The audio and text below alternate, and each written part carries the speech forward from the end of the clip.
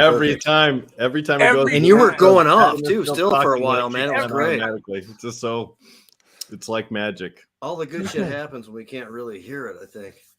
Oh, I'll repeat it. I just have to leave the names out. Yeah, well, we might not want to repeat that story. Leads into some investigation. Segue into it. I mean, so Rick is here. Obviously, Mr. Hashbash is here, and Anton joins us right up front. Might not be able to hang the whole time, though. Is that right? I'm going to see. I'm trying to hang the whole time. We'll see how the kid's schedule goes. Sure. Yeah, we can call in a bomb threat somewhere if you want us to. Don't even offer that. Oh, no. I'll just go pick him up. That's fine. No problem. Sometimes that kind of extreme activism is necessary. I'm not sure about for like this reason, but if you need the school in lockdown for a while.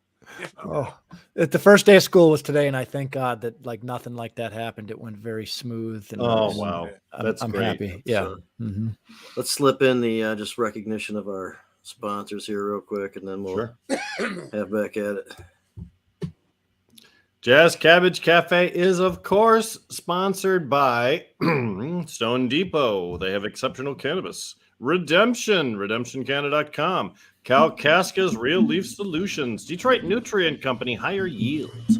GrowGreenMI.com. Custom 420 promos, including cultureclothing.club.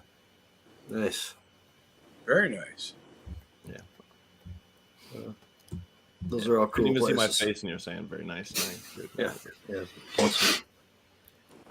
Once all the sponsors went away. Yep. Those are all places doing cool stuff out there. What a fun week. Good. So I wanted to talk about a couple things, but we were talking about a couple of events coming up this weekend. So touched on Big Cloud, of course, last night also, but Adam's a regular. They treat him really well there.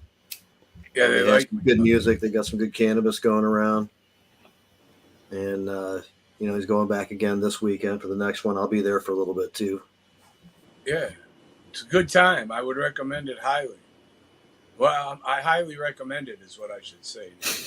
Robert. I think both apply. You recommend it well high, and you highly recommend it. Yes. I'll be honest. It's as close to Rainbow Farm as I have seen since Tom and Raleigh put together their little thing. I mean, there's a team that gets together at Big Clouds that makes it happen, and without that team, it wouldn't happen. A couple people couldn't make it happen. And those people come from the Rainbow family in some cases, right? Or certainly have been around like that spirit that you're talking about. Yeah. Some do.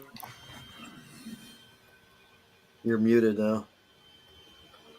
Yeah, I have a 7-year-old that walked in the room. Okay. Yeah. So in addition to Big Cloud, we've also got the Jukebox Jamboree going on this Saturday, which will be a fundraiser for the Redemption Cannabis Company. And that'll take place just outside of Lansing. And tickets are still available for that. Yeah, and that specifically the Redemption Foundation, which, of course, in turn helps to give resources to so many other great causes and charitable organizations that do really good work. And supporters of FOB 1620. Yeah, it goes a long way. Mm-hmm. Yep, and they support expungements. In fact, the Redemption Foundation and Sons and Daughters started off with a project to help people get their records expunged, and then that actually turned into its own entity, the Great Lakes Expungement Network. And Redemption Foundation still helps out Glenn. So I mean, it's far-reaching the help that organization does. So it's a really good cause. The truth is that Redemption has a mission, and they follow their mission, and everything they do works towards their mission. And you can't say that for too many other entities in our game. Yep. I mean, you just can't. In a challenging environment like we have right now in the Michigan cannabis scene, there's a lot of places that had a statement of support up front that aren't able to honor their commitment now because of the challenging economic times. One of the advantages of always dealing in the legacy market is that there's legacy market people usually got bucks in the pocket. They do. There's not a whole lot of fluctuation in our market when we talk about, those people that came before. So, but in the reality of when you're talking about tax deductible donations made to regular entities by check, as opposed to just cash gifted in somebody's breast pocket, then there's a lot of different regs, and some of these people are really hurting. I can remember. I mean, I was talking to someone the other day. I can remember when we thought it'd be great to hold a fundraiser in the, I'll be kind and call it the traditional market days. And we wanted to hold a fundraiser, and we were going to donate that fundraiser to the American Cancer Society. And they told us that they didn't want our donation. They didn't want to accept the funds. I kind of remember that. Yeah. Funds. And you know what? Now the script has changed. Literally today, the Ann Arbor Convention and Visitors Bureau reached out to the hotel I hold an event at and said, "Hey, we'd like to talk to you about events that happen at your place. This one specifically." And she said, "Well, I'll put you in touch with the guy."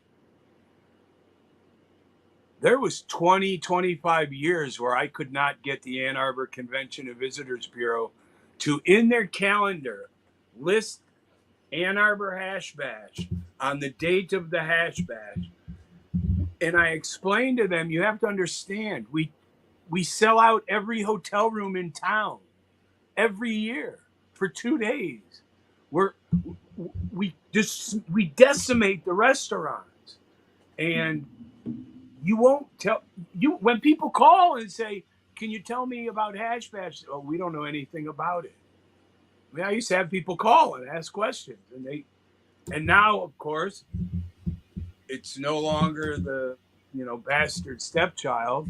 Now it's all the rage, and they see that there's all these events. The problem is they don't understand what some of these events are and what they're not.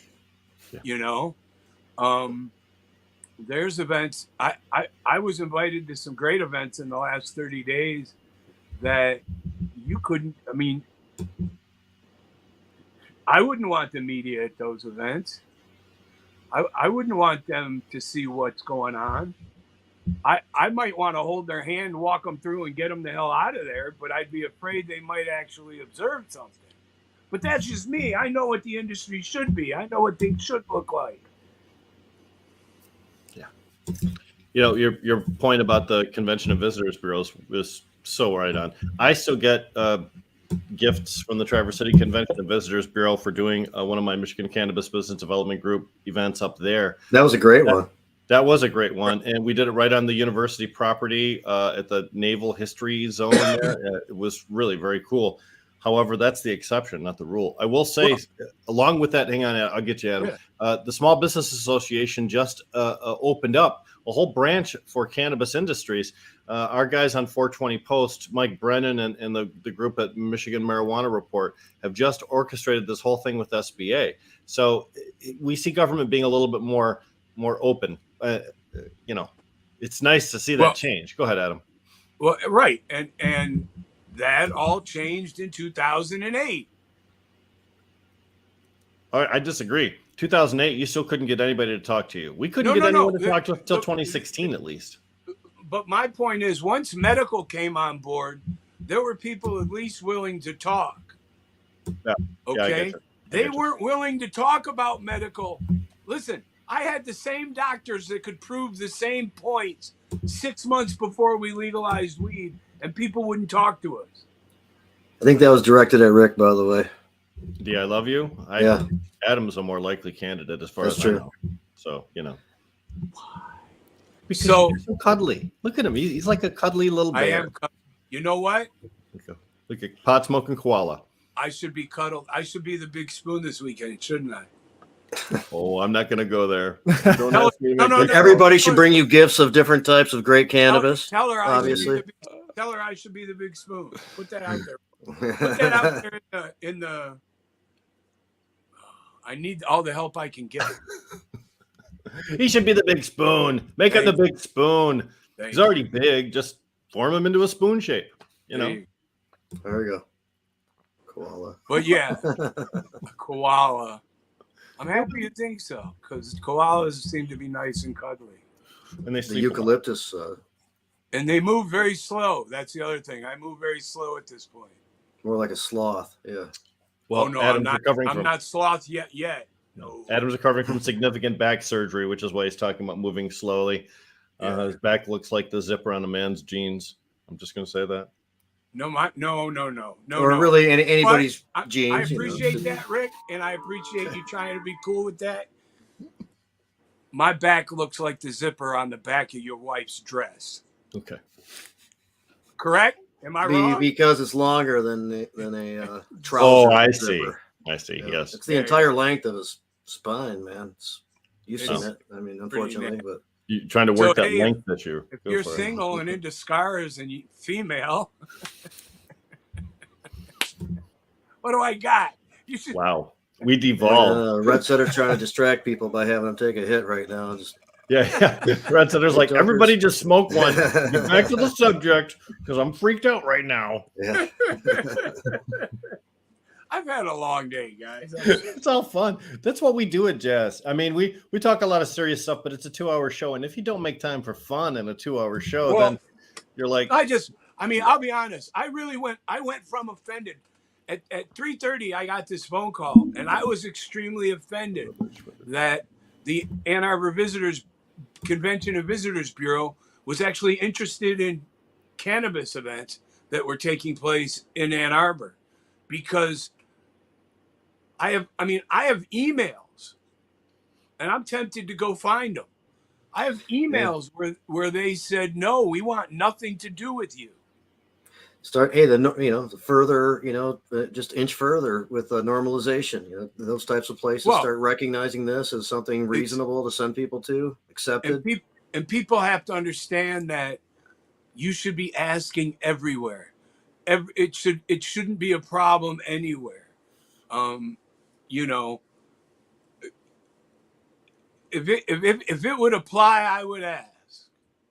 If I see someone smoking a cigarette at an ashtray outside somewhere, I'm going to smoke a joint. I'll risk the civil violation ticket.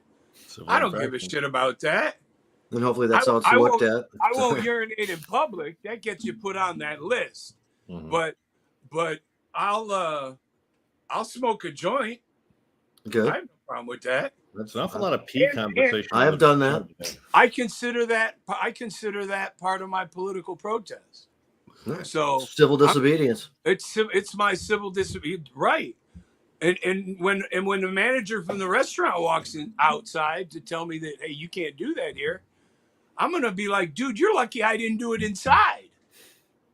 Hey, I want to bring up Detroit, but also want to give a little credit to John Schlicker, a lot of people from Northeast Michigan. Oh, yeah. MiNORML. Joe Sullivan, Ryan Bringold. I think a lot good of job at the Bridge Walk. Yeah, did a Bridge Walk. This past weekend, yep. I thought I saw Tracy in the picture. I don't have it, I'd like to not leave anybody out, but thanks everybody who gathered together to make a representation this year. It wasn't quite the same for me. Yeah, no, they used to be where you'd walk all the way across the bridge and then they would bus you back. And that was great. Then there was a year when Jamie and I took the ferry from Mackinac City to St. Ignace and then walked across. That was good. And then there was a year where they stopped you at the halfway point. So you walked, turned around, and came back. So you didn't really walk across the bridge. You walked the distance of the bridge, but you walked the same stretch twice. And at that point, I kind of lost my enthusiasm for the bridge. It definitely changed when you couldn't cross the complete bridge.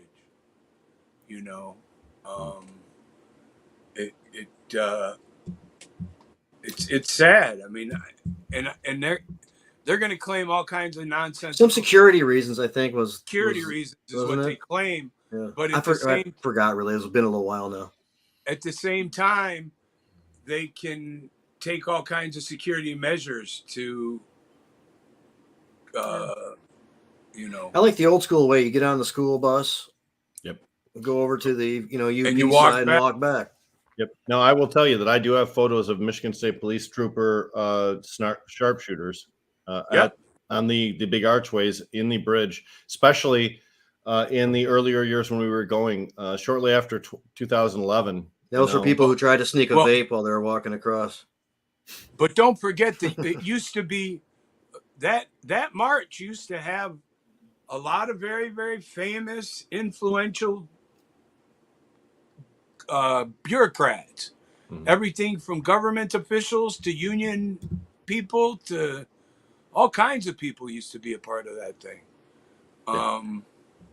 Which it's now protocol. I mean, I have inside information.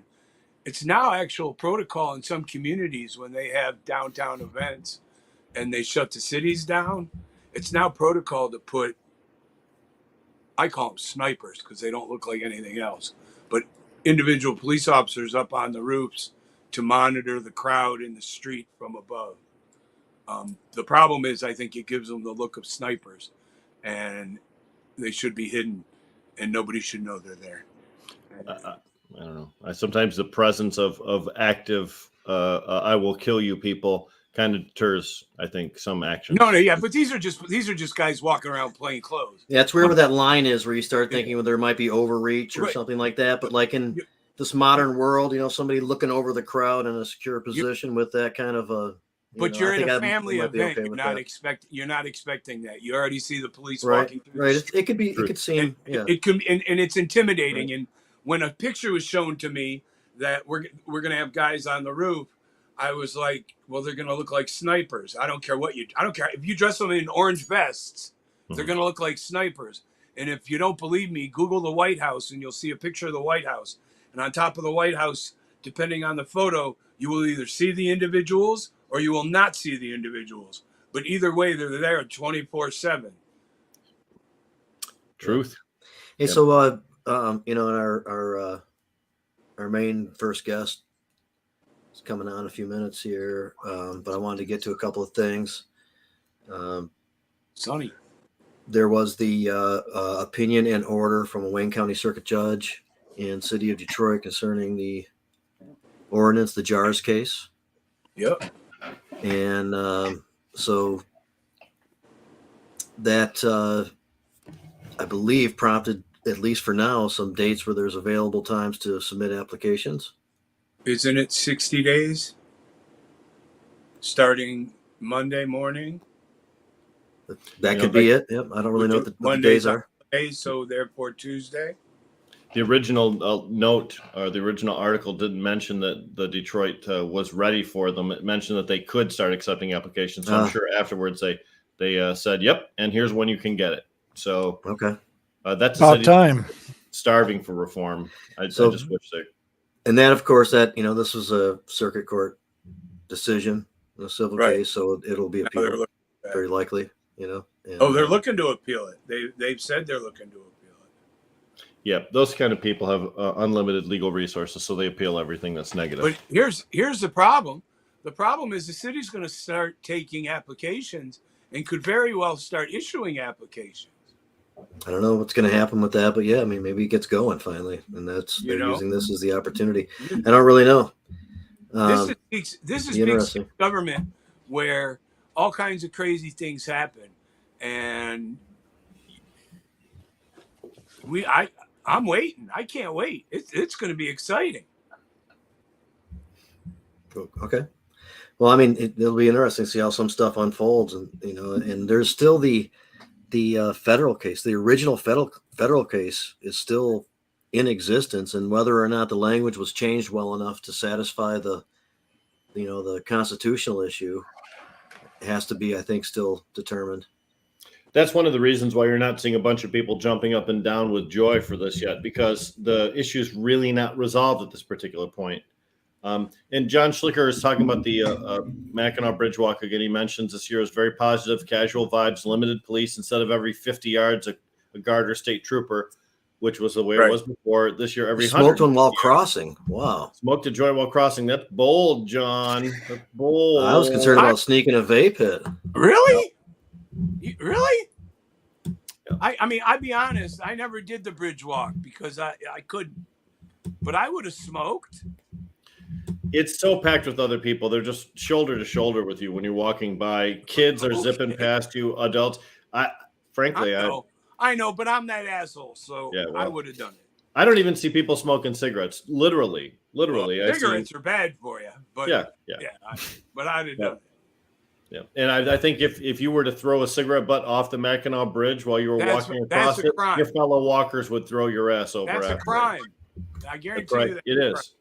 No, those are people that love the environment, love the bridge, and I wouldn't see anybody do anything bad to it. No. John mentions too that you can walk across all the way this year. You could turn around and come back if you wish, but you could walk all the way. Although that's true, there's no buses to take you from the St. Ignace side back to Mackinac, so now you're stranded over there. Unless you planted a car or you're planning on taking a ferry, it's much more of a hassle in my estimation than it was before. I will tell you though that in prior years when they did the bridge walk, they had a fleet of school buses that they would recruit from all the districts around. You'd see UP school districts, you'd see Lower Peninsula school districts. It's crazy. Logistically, it was a nightmare. But I wonder who paid for that because those weren't donated.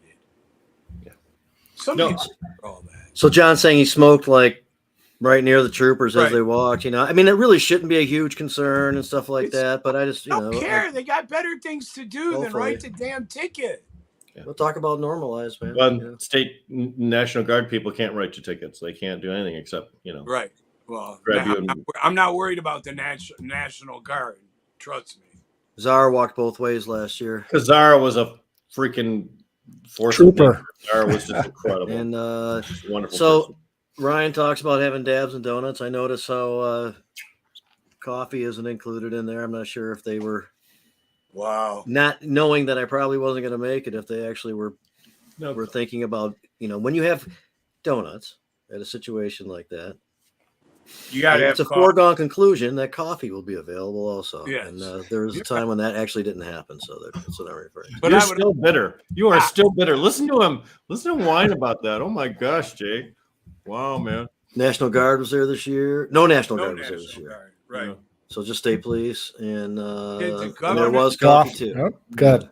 Apparently Ryan learned. That makes me feel better for everybody. Your persistent whining, Ryan learned, yes. So all right, all right, go ahead. I just was wondering who else was the governor there, and who else besides the governor? Governor leads the walk across every year. Right. And this governor is athletic and energetic, so she would definitely do it. Like Granholm. Right there Granholm early. Used to run that. Granholm used to run it. No way. Who else was there? Yeah, what other candidates or other notables or dignitaries may have been there that were other overweight white men who couldn't keep up, and probably by the end of the 5 miles was back at mile 3.5. there are cars when they're with the governor's whole entourage, so people can jump in those things whenever they need to. Yeah. So some of those guys really not. It's good to be the king. Hey, so I want to bring up just a little update on the veterans discussion that we had. Anton, I know you've been looking into stuff just a little bit more, and I don't know how. If we get much further, but I'll just rephrase things for a second. Also bring on, the guests that we're going to be, focusing on a little bit more here in a few minutes, but just to kind of like be part of this last part of this discussion, and we'll segue into it. I know that, part of your mission is to help normalize cannabis. Also, you have a background of actually, utilizing cannabis for, health and wellness, and you found an ancillary kind of a business niche with, satisfying some issues that a lot of people have with being able to pay with plastic when they're at, retail outlets and stuff like that. So it'd be really interesting to get into that. I've been around the different incarnations of these things and discussions and stuff. So to get an idea of what you're doing would be cool. Absolutely. Like appreciate you guys having me on. Yeah, right on. So one of the things we're going to kind of update on is this issue where there are in the Michigan Regulate Tax Marijuana Act contains language that creates I guess a fund every, for up to 2 years of $20 million a year that is designated to be dispersed to PTSD and cannabis research for veterans. And it's described very clearly in the act that those, studies that are funded have to be utilizing FDA approved clinical trials, as the approach to get the funding.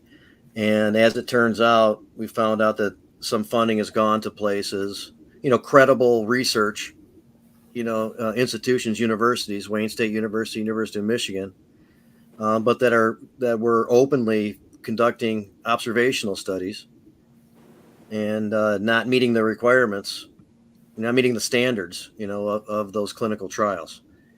And so there's some controversy there. Anton is a veteran, does a lot of stuff, Hero Project. It got a hold of this issue and has been looking into it a little bit. And we brought this up last week. He gave us a nice overview of it. And I know that Anton was having some meetings, looking further into some stuff. And I guess I'm just really curious if there's anything that came up with the concept that there's recognition of this issue and hope that, internally maybe somebody addresses it. Sure. Well, I will say I have spoken with the advocates, the academics, the lawyers, the politicians, everybody within our community. I have raised my concerns, basically, like you said, Jamie, showing that the context of an FDA clinical trial, it has to be followed per what we voted on for our ballot initiative. And the only people who disagree with me are the CRA. I had a meeting with them today, and Director Brisboe has maintained that he is confident that the decisions that he made in directing MiNORML grant dollars to academic institutions who are conducting observational studies, which by definition are non-interventional, non-clinical trial studies, he is confident, and we are at a standstill. And it's been a... Go ahead. This is former Director Brisboe. Yeah, this is former. You out. are correct, Adam. You're right. In his last 2 weeks. Well, a few more days. Yes. September Maybe 17th. somebody figured this Yes. out before we did, and it might have cost him his job. I have knowledge, and it has been brought to my attention that Director Brisboe was made aware that observational studies could potentially be a big issue way back when this was being discussed. I won't say where that came from, but I will say that my perspective when I was told this information, I kind of switched from trying to be a diplomat to just frankly being pissed off, because Meaning it'd be understandable if a research university like University of Michigan or Wayne State said, yes, under these circumstances, because of these issues with cannabis and blah, blah, blah, these observational studies are good enough and that kind of stuff. And they might buy it, under those circumstances, but they were warned specifically then. They were warned. And the issue is when I bring up points of law and I bring up fact, I get nothing but bureaucratic bullshit. I mean, that's how I'm going to phrase it. I get fluff. I don't get nobody can tell me why this was actually done, because when we look at the confines of, I've been told, well, the law didn't define what a clinical trial is. And MiNORML was very clear. It said clinical trial approved by the FDA. So by definition, that clinical trial has to fall within the confines of an FDA approved clinical trial. Otherwise, it wouldn't be a thing, right? So I've heard excuses that research institutions can't get access to federally approved, NIDA approved study drug, which is not accurate. I've heard excuses, and nobody can give me solid basis of why those conclusions and why, to the tune of $40 million. And I'll say I've sat down with the MAPS folks, and the MAPS folks got their shit together. And I want to give them a shout out. Hopefully they're listening, because they sat me down and they presented to me the FDA correspondence that they've had. They've shown me the good work and the hard work that they're doing with this grant money. And the issue is that I keep getting told that there is no process in place for the FDA to approve clinical trials. And this is fictitious. This isn't accurate from my research. So my question is, these studies are going on, and the government says we're not going to accept the results. No, what it is the MiNORML directed the government to direct dollars towards. No, I understand right? that. I understand that. And but these don't cut the mustard. They do not cut the mustard. I get that. I get they don't cut the mustard. Okay. My question is, the government will not accept these. Correct. Yeah. At the federal level, yeah, that nobody's going to look at an FDA or It's an not going to observational move them trial. closer It's just not to gonna being move- okay yeah, with veterans it's- using cannabis, or Right. Whether it was done correctly and scientifically or not. We believe that they all would be done correctly and scientifically because these are above board institutions. But Correct. the value of the research that's being done does not equate to our expectation of value. We wanted to really move the needle forward. We wanted really to move the conversation. And these studies seem very much in line to just reinforce what we already know, or to have such little impact scientifically that they would be a waste of time. And $40 million, as Anton mentioned, unprecedented in veterans research for marijuana. But Any research, really. Is this just a way to funnel money to a couple of schools we want to say thank you to? I am not going to allege that, Adam, but I will tell you, I do have some personal sentiment with that. I feel like these dollars were directed to just, I don't know what transpired, but it shouldn't have been this. And these schools had the opportunity to offer. It's suspect. But these schools had the opportunity to offer the proper testing. They do. I've had conversations with Wayne State, and Wayne State has basically said, in words to the effect, the federal system is so hard to navigate that we don't want to fuck with it. We will just go outside the system and do a study where the FDA doesn't have any purview, and that is not within the spirit of what the people voted on. But the point is, they could have. They're capable. Yes. Absolutely. One of the applicants did outline that their approach would be the proper. But we're talking about the different. Now we have to talk about the differences between the applicants, and why did the alumnus from the University of Michigan send the money there? Why did the alumnus from Wayne State send the money there? I'll tell you this. Why did Dr. Sisley get nothing? I'll tell you this, Adam. Okay, University of Michigan actually was going to submit an observational study last year, and they withdrew that application because they were warned that observational studies wouldn't necessarily cut the mustard. And this is all just from what I've heard. Again, I'm not alleging anything in particular, but this is word on the street. So it's just kind of weird that this year they submit an observational study and are awarded $8 million. I don't know. I've asked, why did this happen? I'm not accusing anybody of anything, but Brisboe graduated from Central Michigan, not U of M, just to clarify. No, I don't know where he's from. And that's why are these places favored? He's wondering if that's the case. My question is, if I offered you guys some money from a grant program and you didn't have to pay it back, and all you had to do was tell us about your experience smoking weed, would you fill out the paperwork? Of course you would. Yeah. I'll tell you what was upsetting to me, and I'll share this with the community here. Just an hour before I had this meeting today, I had a veteran reach out to me. And this veteran, I'll say he works for a federal agency and has been forced to utilize medical cannabis under the radar against the rules because he has no other option.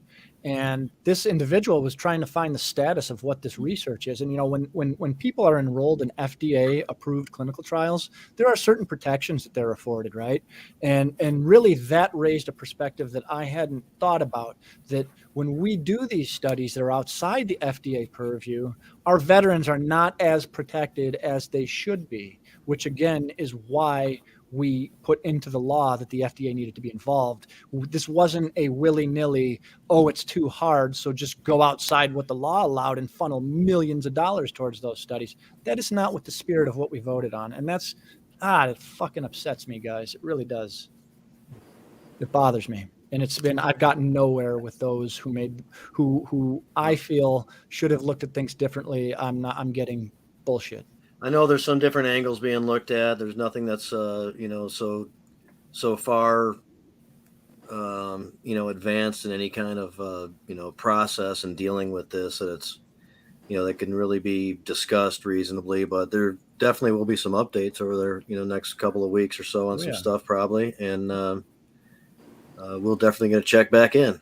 I appreciate everybody's support on this too. Yeah. I'll tell you, we veterans, we haven't felt like we've had a voice, and everybody on this panel, everybody in this community that's listening to this right now, we appreciate you, and we appreciate your support, because we haven't gotten that. And I think some of our lawmakers who are looking into this appreciate that.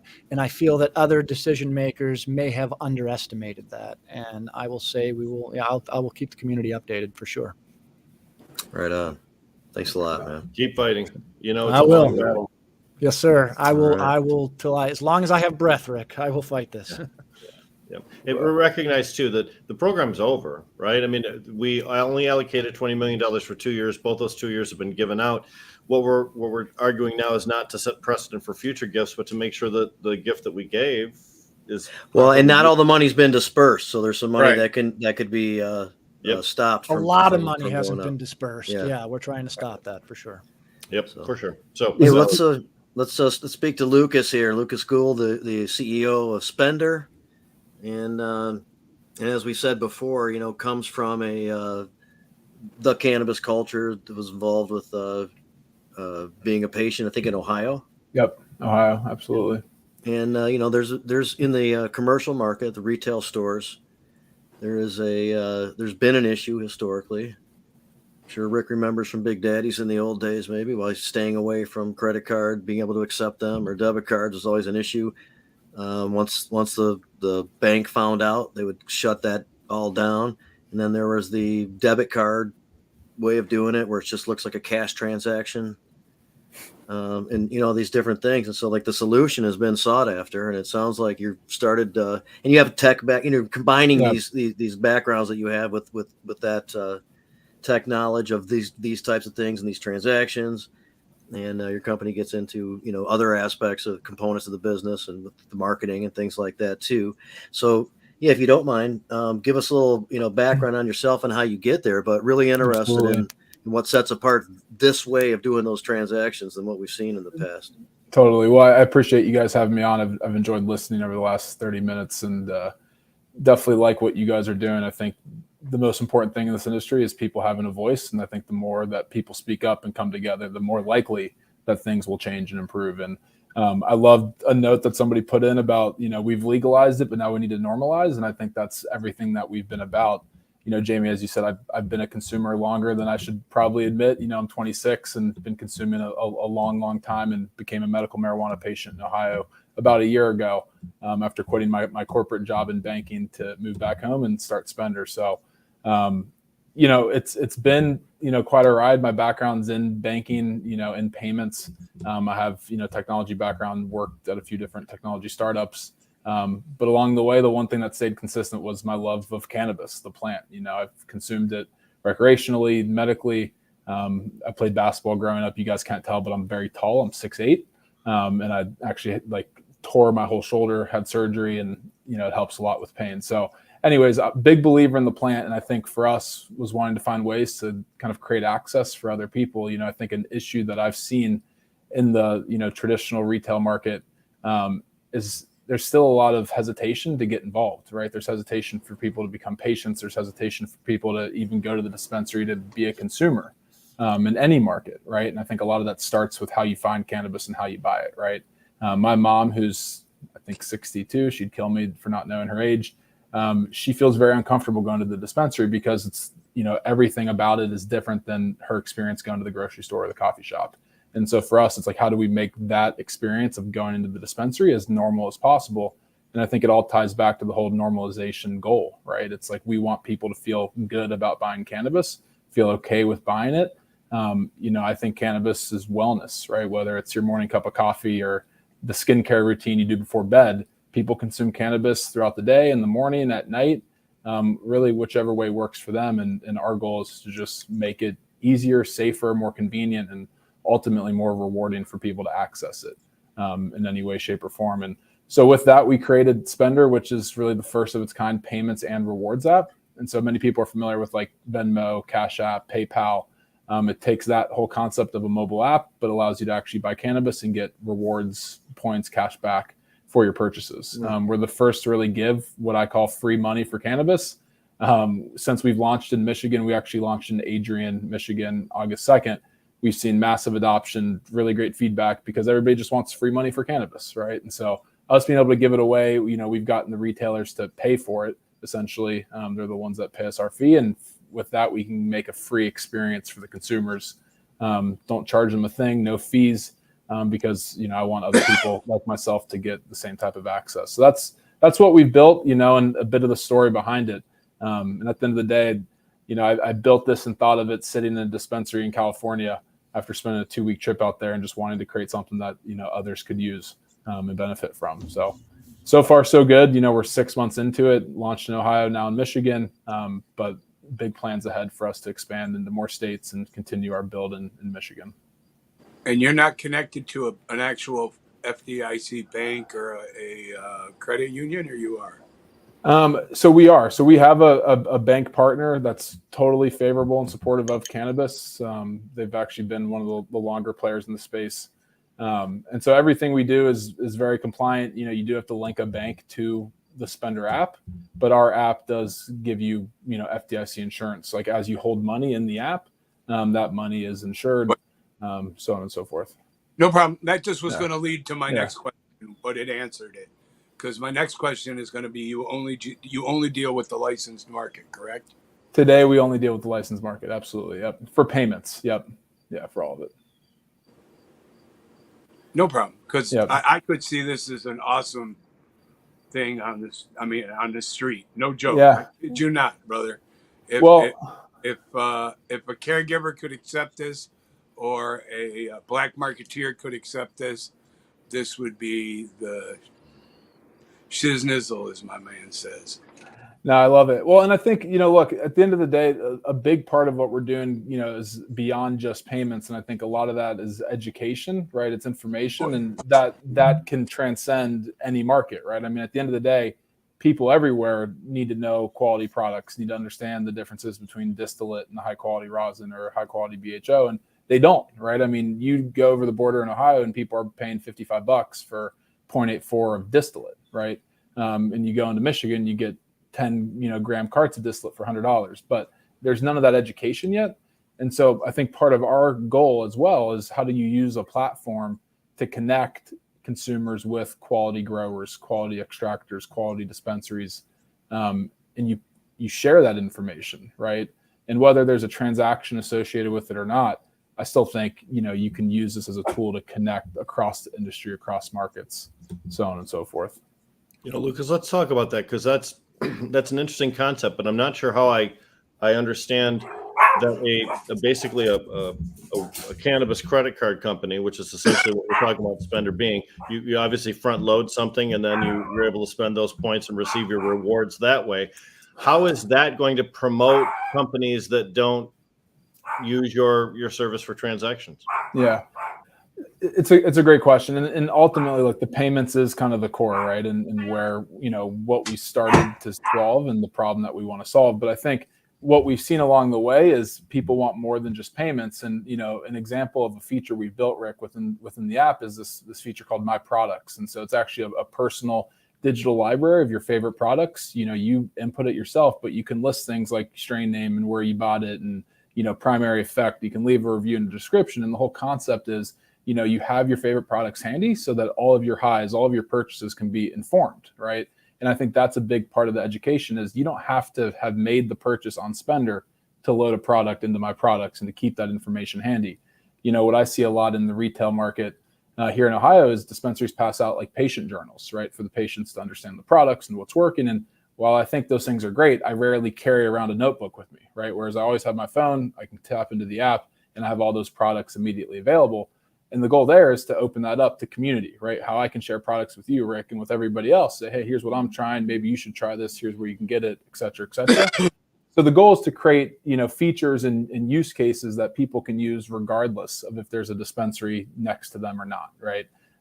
All around information, content, education, et cetera. And that'd be delivered via an online platform that you would maintain. So it would be more than just, you know, dial into a telephone number, load some bucks on your card while you're in the parking lot, and then run right in. You're actually getting to a platform where you can receive enrichment as well as perhaps advertising too. Totally. And I think, you know, everybody's familiar with like Weed Maps and Leafly, you know, and I think they've done a lot of things right. You know, a lot of it being they were just super early in the space. I think they could have done things differently and better. But I think what we've seen is people want value ultimately, right? And while information is great, if you can't, pair that information with a valuable piece of something, whether it's content, a reward, something else, I think you're less likely to get the buy-in and the adoption that you want.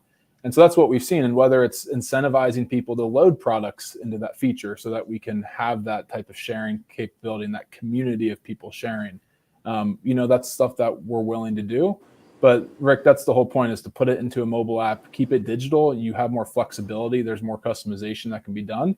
And I think you can ultimately create better experiences when it's something that's digital compared to something that may be physical. You reward people with like more bonus points and things like that. More bonus points. Yeah, more free money, free products over time. Exactly. Your on-site currency then. And of course, those bonus points translate into things like discounts at your dispensaries and things? Yeah, so it starts with, we're giving everybody that signs up $25 reward. So that's literally a $25 credit, just adds to your Spendr balance. You can take that into the dispensary and buy it on anything. So any dispensary that accepts Spendr, the cool part about our rewards is they're not specific to a retailer. They're not specific to a brand. It's literally just free money, and you can use it anywhere that accepts Spendr, right? Whether that's the really dispensary, the coffee shop, any place that accepts it. I was trying to talk. Actually, that was good. That was going to be my question: is if the retailers could customize the reward process based on their own,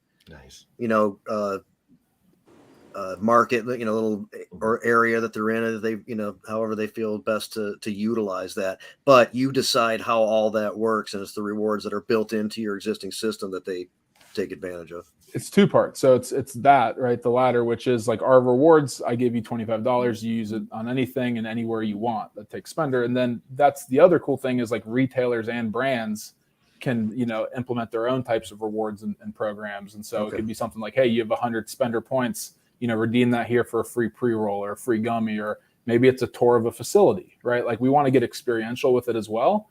More than just getting something free, but again, around that whole education experience aspect of it, it's got to be more than just payments, right? There's got to be something more tangible, more valuable. But yes, that's it. It's both, right? And that's where we've seen a lot of people, they're pretty pumped. They're like, well, shit, if you're giving me $25 free, I'll take it. And then what's the dispensary giving me as well, right? And they're taking that and they're, getting the 20% off all flour today. Yeah. And they're using that $25 to get more products. There have been purchase platforms launched before, but not with this rewards type of a system too. So that's the intriguing aspect to it, being able to use it as a card in hand, going around to different places to you accumulate points no matter where you're shopping.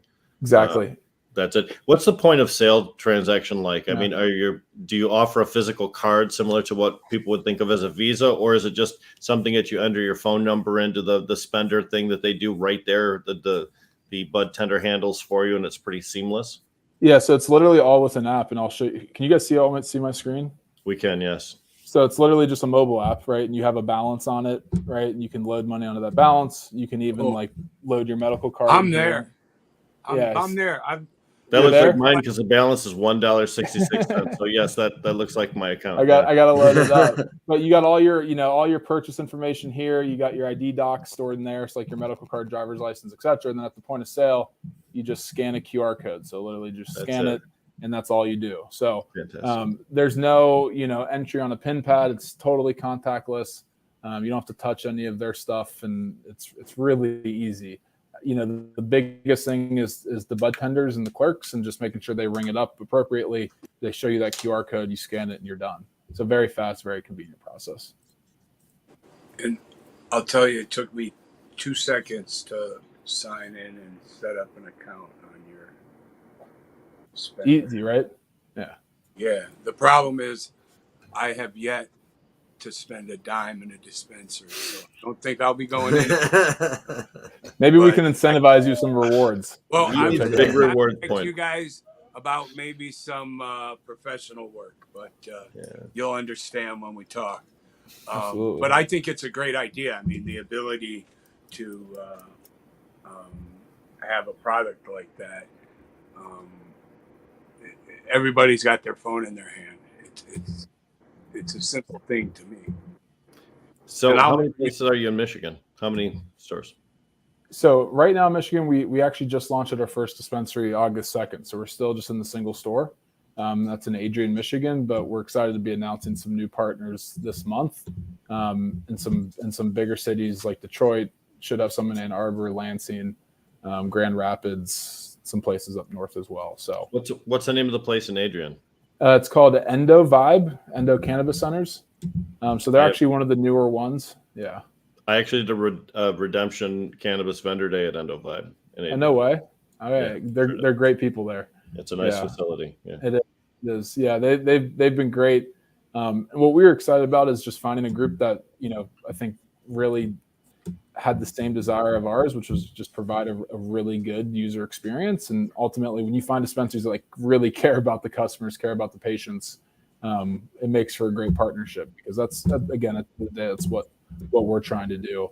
And not every dispensary is like that, unfortunately, right? Not all of them care about the patients and the customers as much as they probably should.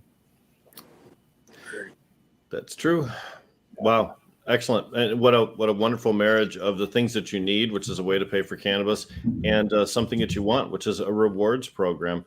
They are all the rage. I have several rewards cards on my keychain for my gas station, for my grocery store. I love the rewards things. I like the concept that you can keep a journal. Yep. I wish. I can't remember what I smoked from who, when, where, how. Yeah. Are you kidding? But to be able to have a record of it, a digital record, that'd be awesome. Lucas, you're receiving several requests from people. Could you give out your contact information, so instead of you contacting them, they can actually reach out to you, which is the way things normally. Yeah. Is there a way for me to type it, or should I just say it? I can just give my email. You could type it into the private chat, and I can make it more public if you want. Yeah, I'll do both. So the email it's Lucas, LUCAS, at Spendr, SPENDR.com. Lucas at Spendr.com. Yeah. Oh, private chat. Here we go.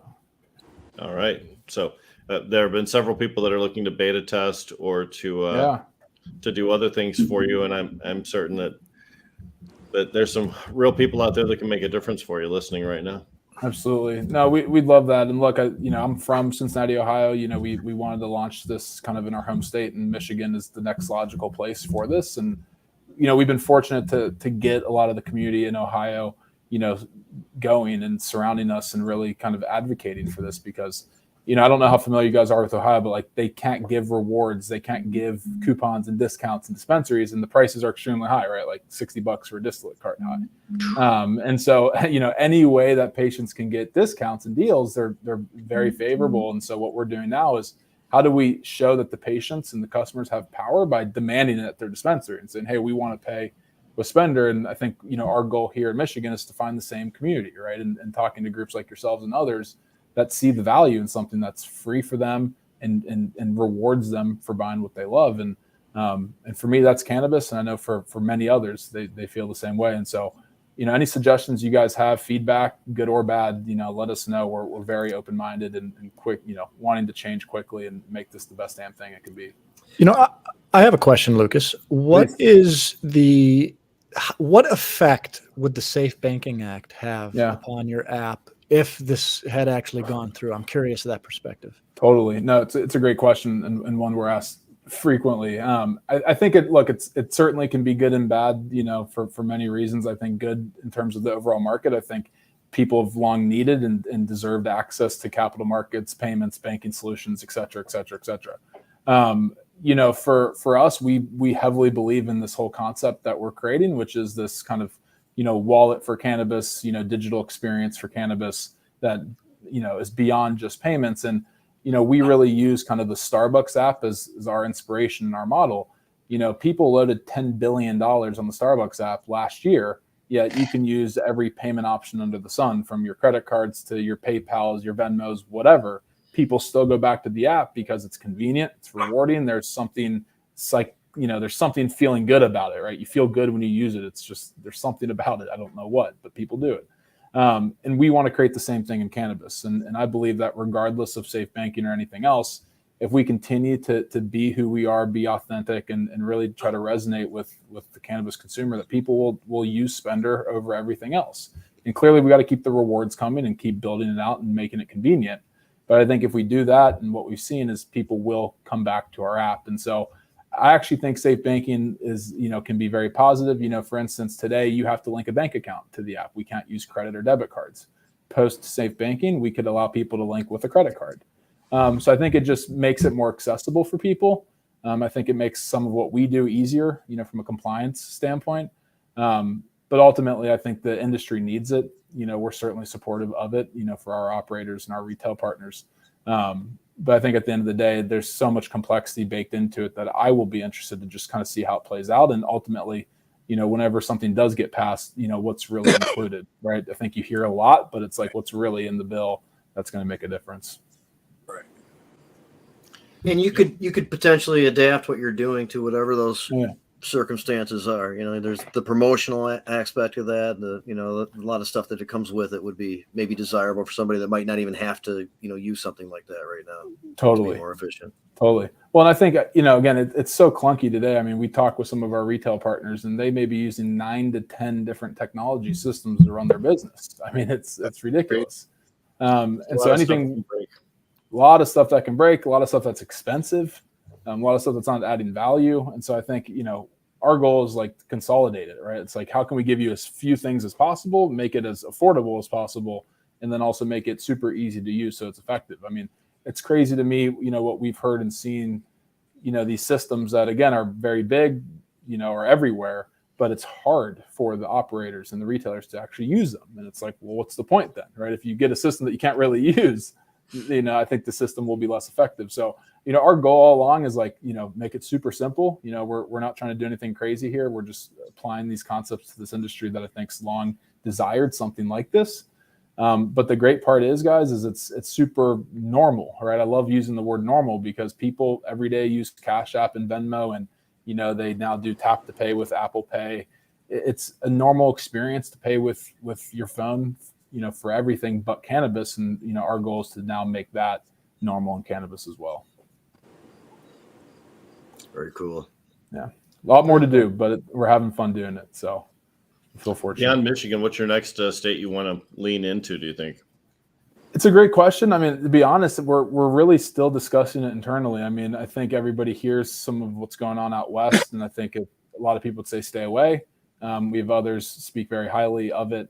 I think we're looking at some more in the Midwest, East Coast. I think there's a lot of value in staying close to home. We're big believers in just remaining authentic, and I think that is, it's easier to do that the smaller your team is, right? And I think the ability for us to kind of be on the ground, I think will help. So maybe Illinois, maybe Pennsylvania, maybe Maryland, but yeah, we haven't decided on the third one yet. Well, good for you. I'm happy to see your success, and I'm glad that you're doing it the right way. Appreciate that. If you guys have any thoughts, let us know. Seriously, feedback, and Rick, any ideas on that third state? We're definitely open. You might want to check your email. I bet you've got a couple of them. I will when we get off. Absolutely. But yeah, I mean, anything else that I can answer for anybody? Would love to talk. Well, I like the extra bonus scenario on top of the customizable rewards, situation that the retailer can customize for their situation. That's a really good feature. I mean, and just based on earlier being part of a launch of a store in what is somewhat of a seasonal area. And we started off during the time when the season basically just ended. So everything came together at one of the most inopportune, kind of cycles of the year, for that area. And so we got really aggressive with the rewards program with one of these promotional, platforms that we hooked up with, and helped to with the point being trying to secure those who are there year round and who are local to the area, and seem to be very helpful. It definitely is. And I think that's, you look at a place like Adrian where we launched, and there's currently, I think, 11 active dispensaries in that town. And, I don't know the exact population, but I know it's not a big town, right? So they're all looking for ways to differentiate and retain those customers while also attracting new ones. And again, there's other marketing platforms out there, but I think what we've learned in different loyalty programs is that, you need something that's very, that I think has utility for the consumer, which for us is free payments and rewards. You get that, they sign up, and then it makes it more effective for those retailers to have their own loyalty programs and marketing programs and so on and so forth. So we've seen like our adoption in terms of the people we're converting, to sign up. 3, 4, 5 times the amounts of what the retailers are doing or what our competitors are doing. So I think, it's definitely helping. And I think that's where dispensaries have been very pleased, is like, this thing is growing their business, and the consumers don't mind because they're getting discounts and rewards and free payments on every purchase, right? It really becomes a win-win-win for everybody. Good deal. Very cool. Absolutely. Well, I love this. This was great. So just on the way out, somebody who's got some experience, I guess, with some of these things and some levels of skepticism, as I've noticed from time to time too. Is there a method of encryption that makes sense to describe in your process? Yeah, I mean, we do a lot, and we use industry proven, security infrastructure to secure and encrypt everything, anything from, SSL certificates and AWS key management services to encrypt all the data. I mean, we're really taking every precaution we can. I think it starts with how we utilize Plaid, which is known to be the safest bank linking service available. They support everybody from, Venmo, PayPal, Cash App, Coinbase. I mean, you name it. That's who they work with. And, we weren't always able to use Plaid. They were actually getting acquired by Visa and unable to support the cannabis business. And when that deal broke out, they were now able to, and we made the switch as soon as we could. And I think it's just another example of people moving in the right direction towards normalization, acceptance. This is a company that's, massive and has a lot of big clients, and weren't always willing to accept cannabis. And now they are. So we are doing everything we can. I could dive into a lot of it here. But at the end of the day, I think my technical people are probably better spent doing that with him one off. So we can save it. But yeah, I mean, definitely want to assure everybody that we're taking every precaution we can at the end of the day to make sure everything's secure and encrypted. Very cool. And of course, as you said before, insured otherwise. Yeah, if there's exactly. an issue, you got some other resource, right? Yeah, exactly. Hey, well, thanks a lot, man. Really appreciate it. Appreciate you guys we'll check on how things are moving on down the road. Please do. See where you are and how it's going. Yeah, would love to come back on. And if there's anything going on, guys, whether it's events or other things in the community, we'd love to get involved and participate any way we can. I mean, we've done a lot of different things in Ohio. One thing that I know you guys talked about earlier, like expungement clinics and other things, we've sponsored some of those in the past and participated directly. So anything we can do that y'all got going on, please shoot me an email, let us know. We'd love to get involved. That's great. Check yeah, thank you very much. Yeah, absolutely. Sorry, go ahead, Adam. I just was letting them know to check his email box. I will.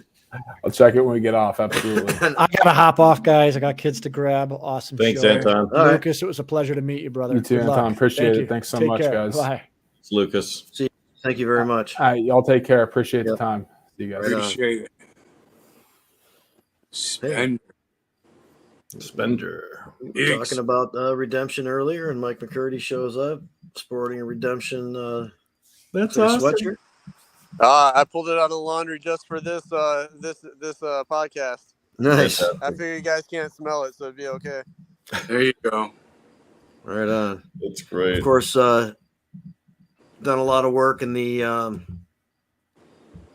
political area and with cannabis, reviving the Cannabis Caucus a little while back.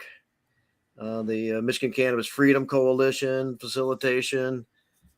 The Michael Thompson Clemency Project, which is, kind of the focus today. And Rick is on that, in that organization, and on the, I'm not sure what the structure is, but on the board or perhaps, or however that is structured. And you guys have been doing a lot of great work, and there's a fundraiser coming up at Vehicle City, and just get a little update on what's been going on with the project and let people know about this event. So much more than a fundraiser, though. Really, it's coming up. And I know from being at the movie, in which some of those same people expected were there, and how that intensity kind of played out. It is it's very meaningful approach to this for sure. And please go ahead and explain. Yeah. Okay. Thanks for having me here. Rick is our newest member of our advisory committee, which is very excited to have you on board, Rick. And this newest event that we have coming up on the 16th is actually Rick's brainchild. So thank you for introducing us to Vehicle City Social. That's going to be our host. That is a great connection. I love that place. And I hadn't discovered it before Rick introduced us, and took me and Michael Thompson there, Martha Clabeau, and got us introduced to everybody. It was my very great pleasure. And, you know, when someone actually sees how wonderful and how great everything works when even there's not a whole lot of regulation on it, it's just a beautiful thing. Our industry is varied and has successes in all different corners if you open your eyes to look for it. And Michael Thompson's story post release from prison is a success story also too. This event coming up is very unique in that respect, right, Mike?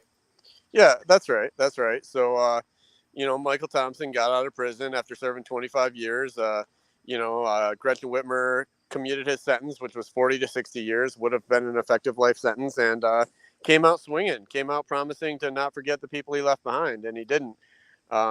He's now the president of our board of directors of the Michael Thompson Clemency Project, and more than that, he's our inspiration and our leader. And he's he's identified a lot of people on the inside, mainly elders who have served decades. Our longest serving constituent is 53 years, I believe, has served, and he's calling for their release. We're filing clemencies on their behalf. We've gotten some funding from Cannabis, thankfully. Cresco Labs has given us some funding. Khalifa Kush has given us some funding. Some other private individuals have given us some funding, and so we're able to hire legal representation to get clemencies filed for some of these individuals, collect their legal documents. Our event on the 16th is basically our constituents. We got 12 of them now. They're all going to be represented by family members or good friends who are going to be telling their stories. And it'll be the first time, really, that all of the families of our constituents get to meet each other, get to know each other, and get to hear each other's stories.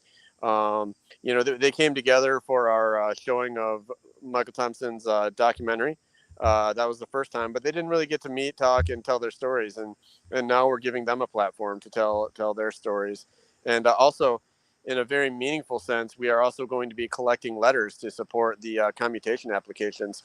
So not only will this be an inspirational event, something we hope that the governor and the board of parole board takes notice of, but it'll also be very practical, and that we'll be collecting letters that will be submitted with the clemency applications. So what we're really talking about is maybe a dozen families together in one place, all of whom share the only thing in common is that they have a loved one incarcerated right now, and that they can network together, support each other, tell their stories, get it on video, make sure that people know what they're going through, so that the opportunity for their loved ones to become freed is improved in some way. Have you filed clemency for all 12 of these constituents, Mike? No, honestly, we've filed a few clemencies so far, and we've got a handful more that are in the final stages. They're ready to be submitted. They just need to, we're just going back and forth with the incarcerated individuals, getting, their final approvals on stuff. And then we've still sadly, we've still got two that we're in search of representation for. We'd like to get, lawyers don't have to file the clemencies, but it's important to us that we cross all our T's and dot our I's. And so we're trying to get lawyers to file each one. And we're still seeking representation for two individuals. And we hope to have that soon. One of the things we're doing tomorrow, actually, is we're meeting with Victoria Burton Harris and Ellie Savitt, that you guys are familiar with, prosecutors for Washtenaw County. Yep. And we're hoping I know Victoria, and I believe Ellie too, is now, they're now teaching professors at the University of Michigan Law School.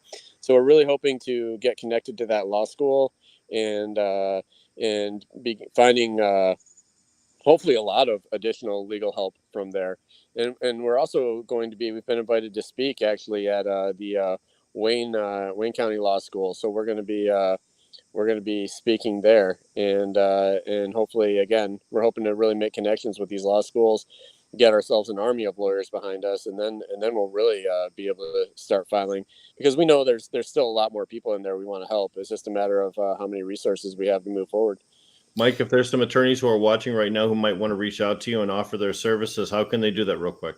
517-488-7702. Call me, 488-7702. We are also at mtclemency@gmail.com. That's mtclemency@gmail.com. And, or you can, if you Google Michael Thompson Clemency Project, you'll find our Facebook page. You can direct message us there. But easiest thing, if you're a lawyer, seriously, we need your help. Call me, 488-7702. Wasn't it at one point the National Association of Defense Lawyers was willing to send in some lawyers and help out with some of this stuff? NACDL, Yeah, so they really it's like they're still a little bit too big for us, honestly.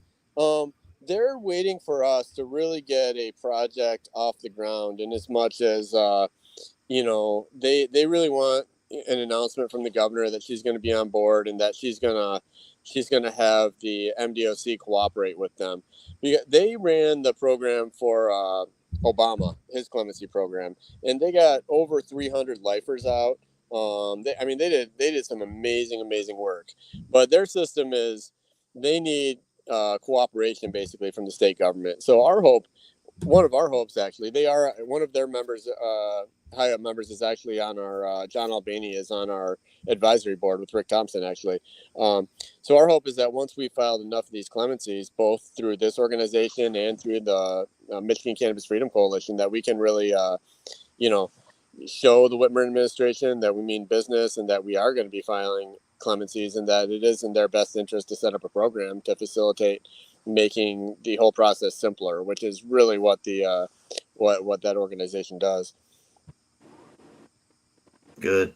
Correct the system so that in the future people have an easier time and you don't have to be the shepherd of all the goodness that happens, right? I mean, the goal is to make it easier for the disadvantaged to get access to justice.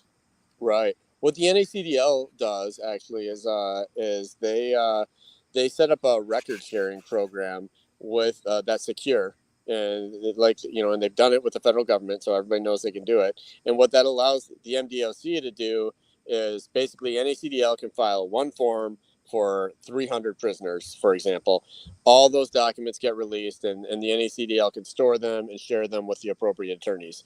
And that kind of file sharing system basically cuts the work for a clemency application, a 100-fold, and makes the whole system just a smooth operating machine. And ideally, they've also received, something from the governor letting us know what she's looking for, what she's willing to consider as far as clemencies go, and that gives them a direction to move forward on who to file for.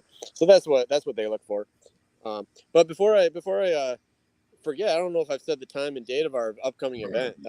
It's going to be at Vehicle City Social. It's going to be on the 16th, so coming up here in a little less than 2 weeks, and it's going to be starting at 4:00, going 4 to 7 for the speakers part, and we're going to have a DJ going when the speakers aren't going, and then we're going to have an after party for 3 hours when we're going to be in the smoke area. So we're going to have outside event at first. That's kind of that's and then move it in to the smoking lounge for everybody who has their ID. And also the doctor's going to be in, and there's going to be some actual free medical marijuana certification. Yeah, thank you, Rick. Thank you. I'm losing my words. Medical marijuana certifications going on. Those won't be unlimited. We don't know how many yet, so it might be first come, first serve. But something for people who need their card is something worth coming out for. You'll still have to pay your state fee, but as far as getting your prescription from the doctor, we'll have the doctor there. And if you did have to pay, it would be heavily discounted as well if you didn't get one of those first free ones. It's important for people to understand Vehicle City Social is a social club for medical marijuana patients. Only you have to have a card or be approved by a physician in order to get in. However, the majority of what we just talked about is going to take place in a separate area on the same property, which is not medical marijuana, which is open to the public and also kid friendly too. So if you want to bring the children down so that they can learn about the stories of the incarcerated, learn about the families and network with some of those people too, you're encouraged to do so. You don't have to have a medical card to attend the very important part that we talked about first, right, Mike? That's right. That is correct. Yeah. So man, we covered the movie a little bit, the sentence of Michael Thompson. and that's been going around the country and elsewhere, and getting a lot of great reviews and feedback. Just very moving. And it was also had an appearance in Flint, and I was there. Rick was there, of course. Mike and Marshall were helping to kind of host. And at the end, Michael Thompson came out and did his thing. Every piece of this is moving, and because there's the movie itself, there's there's the more personal interaction and more in-depth kind of stories with Michael Thompson and some of the other people. And then Marshall and Mike come out and read off the names, family members of people who are incarcerated. I'm sure many of the same he's referring to right now. And there wasn't this interaction. There wasn't more of an in-depth story. There was these names, these families, the amount of years the people have been in prison. And that itself was just so intense. To really, for perspective, for just reality check at how horrible this really is. This really needs to be addressed. The reason that Michael Thompson came out and said, we got to jump right on this, it's that urgent. It's that ridiculous. People spent 30 years in jail, 35 years in jail, 40 years in jail, more than that, 50 years in jail. When you hear the names of the families and then the number of years rattled off, there's just a gasp every time. No matter what the number, it's horrifying. It's terrible. So here's an opportunity now to, it's going to be intense, but really want to see the reason why this has to happen. That will be quite an experience. People and socials on Comer Avenue in Flint, Michigan, which is in the northeast corner of the city's area, Richfield Road. So you'll be able to do that 4 p.m. September 16th. It begins. I would suggest getting there a little early because sometimes parking fills up. There'll be alternative locations. They have a second parking lot that you can access with a little shuttle bus. Yep, if we have a lot of people that show up. So the wonderful folks there, including Josh Kiesler, have agreed to do a lot of the sponsorship too. With the doctor showing up, with all the families, it seems like there's a lot going on that particular day that people could benefit from. Mike. Yeah, absolutely. And we're going to learn the stories. Hopefully, people will be inspired to write a letter or two to the governor or the parole board. I really look forward to also, because this is all really emotionally intense. And I think the after party and being able to smoke with some of the people involved in the movement and getting to debrief together and just have that more casual after hang is going to be with a good DJ going. I think that's going to be really nice as well. I think there's going to be a lot of powerful moments in the after party. A lot of good connections made. Yeah, I agree. It's important for us to get together and network, but it's more important for folks, the families of the incarcerated, because only they know the pain that they're going through and the suffering. And when someone's feeling very low, having someone who understands to call, that can be an important connection for people who, and as you mentioned, Mike, most of these people may have never met each other before. True? Yeah, no, it's true. Some have, in passing or maybe at our last event, but really there's never been a chance for them to share the stories, collectively to each other. That has certainly never happened. Most of them really have little idea of what's going on with any of the constituents other than their own. And the thing is individually, each of these individuals, it's amazing, these family members, they're all so powerful in their own rights. They have their own church connections, their own political connections, their own familial connections and friends and unions and workplaces. But they're just, it's taking on the system by themselves. It's just too much. And collectively, the idea is, we get these families working together and fighting together, and then maybe we can make a voice loud enough, and then adding our support, adding the support of the cannabis community, adding the support of the prison reform community, maybe we get loud enough that we actually get some of these people out. That's what it's ultimately all about. Adam spent a couple years in prison. He knows exactly. Your thoughts, Adam? Well, listen, I was one of the higher educated people when I got to prison.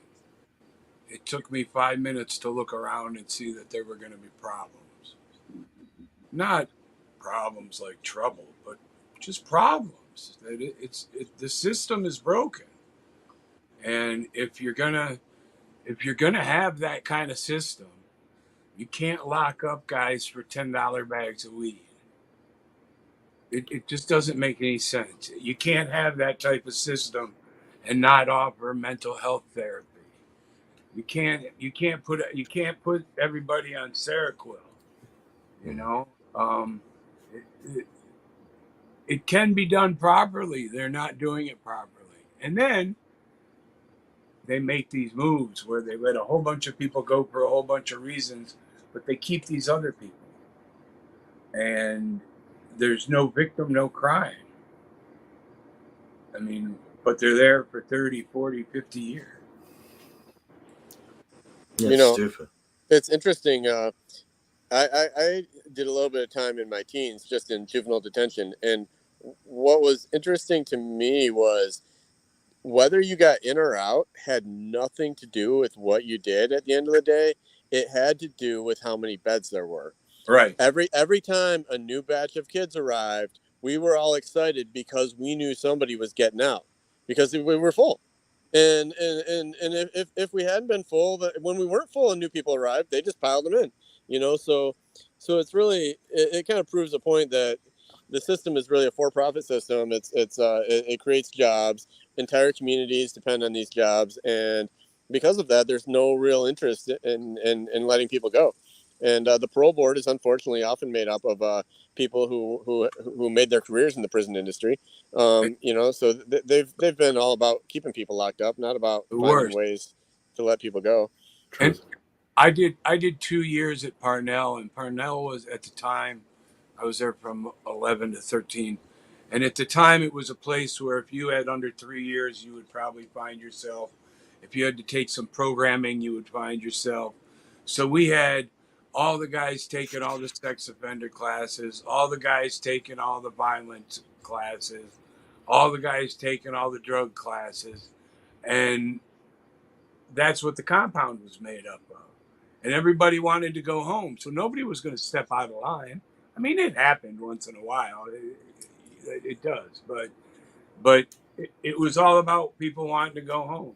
And then there were guys like me who were on the 2 flat who they had no control over. They couldn't do anything to me. I was there for 2 years, no matter what happened. As long as I didn't commit another crime, they had to let me go. I wasn't going to the parole board. So, you know, it's like 2 different games, and it ends up being a game, and it's a money game because they're getting paid. You know, they didn't need me there. They didn't care that I was there.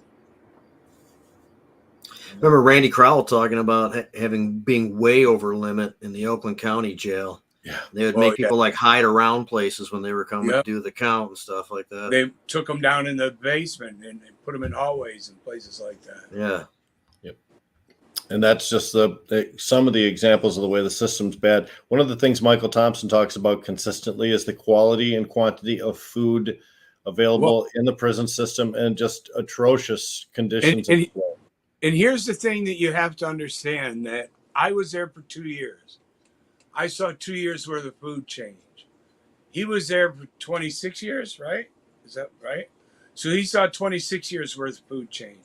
Now, when I was there, I was down with a guy that had been there for 26 years. So we used to talk about what he used to eat, when he used to eat it, how they used to grill steak and chicken and all kinds of shit over the year. You know, they had all kinds of good food that they were making that the inmates were responsible for and all this stuff. And the food just kept getting worse and taken away from them in bits and pieces over time. And it became almost like a punishment thing and a way for the state to save money. And to me, it was fascinating because the food to me was institutional food. It was, half of it was horrible and the rest was palatable, you know. But you know, at one time, prison food wasn't so bad.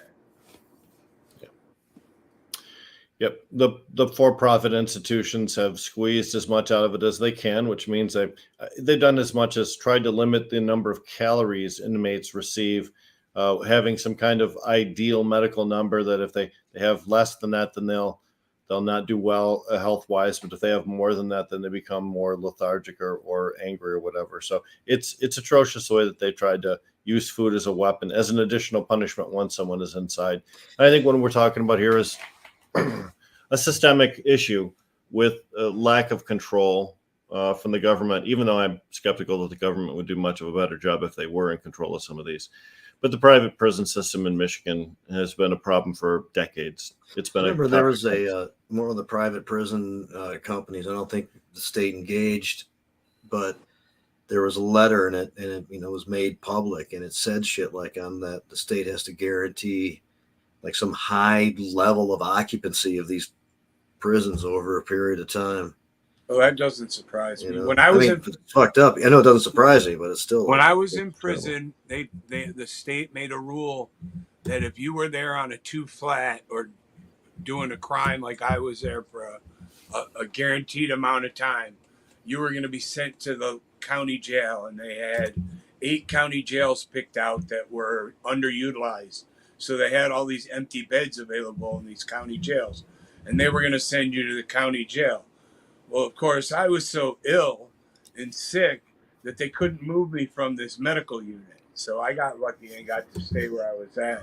But a whole bunch of guys that were there for the 2-flat that I was doing got shipped out to county jails just because now the state was paying the county to house an inmate in that bed. Here, hey, Sheriff, I got some business for you. That's how it works. Human currency, really. Yeah. Right. Let me ship my burden and my responsibility to you, so you can pay for it, so I don't have to. Go ahead. That's right, and I just want to say that it's it is. There's a lot of the corporations are at fault. The state is at fault frequently, but also we as Americans, we have to get over the idea that the answer is always to lock people up. We're always saying, you hear regular people all the time. Somebody does something wrong, and people are like, lock them up forever. And like, no, that's not the answer for a mistake, right? That's that we can't just throw people away. And sometimes people are so dangerous, we have to be protected from them. But again, it should always be done in the most humane way possible. Like lives are lives, and we should value them and not throw them away. And it's completely beyond the pale, some of the stories of our constituents that are just they've been locked away for decades and decades for things that the same person may have done it, or maybe they didn't even do it, but maybe got 5 years. Maybe they got a plea deal. Maybe they just had a good lawyer. They had connections. Our industry really punishes people for being black, punishes people for being poor. And that's really almost without fail the stories of these guys who've been down for decades. They all started poor and black, and you think about it, one of our guys he went down in I think 1968. What do you think the prison said the judges in the legal system looked like in 1968? They hated and white. They were whiter than they were all white. Yeah, and he has always maintained his innocence, and his name's he goes by Fitlow. William Hunt is his legal name, and he has always maintained his innocence. And he that is one reason we believe, and it's almost certainly true, that they won't let him go, because they need him to say, "Oh, I was guilty, and you guys have helped me rehabilitate my life." Right. And he's like, "No, they won't break me." That's what he keeps saying. He's like, "They will never break me." I've been down over 50 years, and they still haven't broke me, and they will not. And that's why they won't ever let him go. That's intense, man.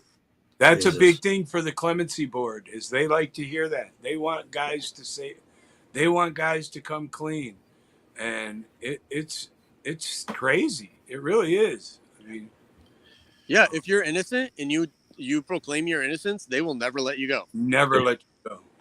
No, they have crazy requirements. The other thing is, go ahead, Adam. No, I had met guys that have been in for 50 and 60 years. I met 80-year-old men that needed assistance to get anywhere or go anywhere. These people were not a threat. They were a dredge on the community.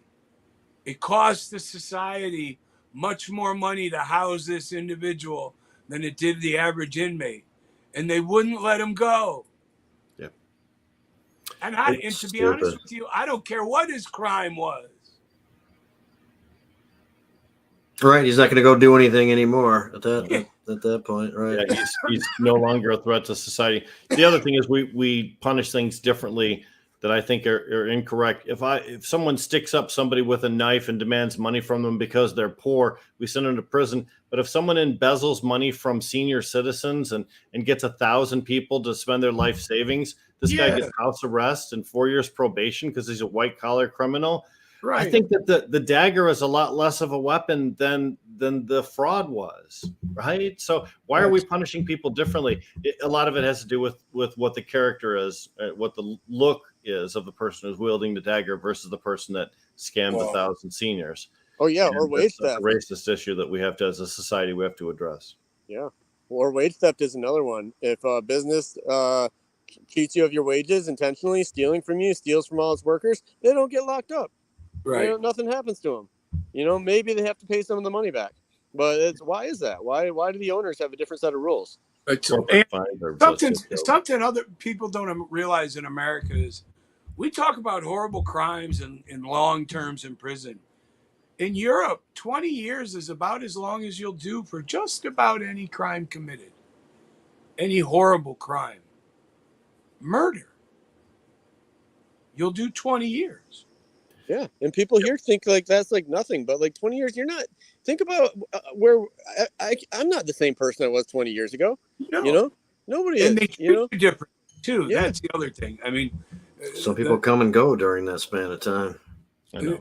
You're a completely different personality. And the concept that you have to perpetually pay for something that you did in an instant, for a decision that you made that was a bad one. We've already talked about how being penalized for not admitting that you did something that you know in your heart you did not do. That's just, there's so many ways the system punishes you. I had a realization the other day. I'm high right now, so I'm going to go with it.